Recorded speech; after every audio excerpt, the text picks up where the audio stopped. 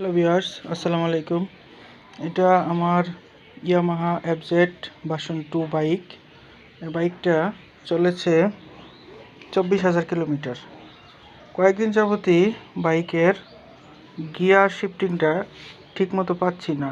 এই gear shifting hard, আবার এই সফট, এরকম পাচ্ছি। তো এটা কী জন্য হচ্ছে সেটার কারণস্বরূপ আমি কারণটা খুঁজে বের করেছি। কারণটা হচ্ছে এইখানে, এই যে দেখেন ক্লাচটা, এই যে মুভমেন্ট করতেছে, এই যে দেখেন ক্লাচটা মুভমেন্ট করতেছে ঠিক মতো, ক্লাচ হচ্ছে না।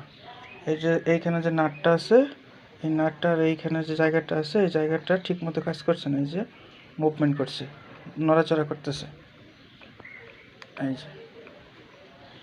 তো এই জন্যই গিয়ার শিফটিংটা হার্ড হয়ে যাচ্ছে। তো এটার সমাধান করতে হবে। সমাধানস্বরূপ আমি একটা লিভার কিনে নিয়েছি। এটা হচ্ছে এফজেড ভার্সন 2 এর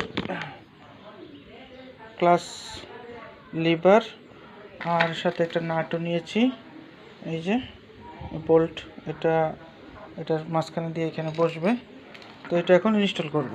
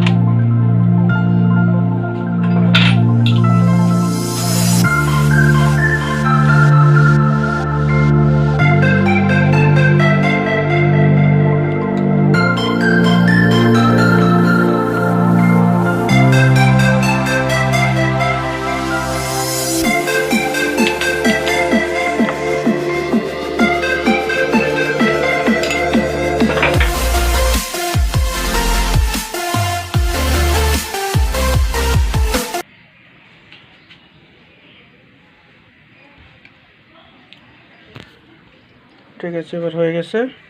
এবার দেখেন কোনো মুভমেন্ট নেই, একদম স্মুথ। হ্যাঁ, ঠিক আছে। ধন্যবাদ সবাইকে সাথে থাকার জন্য।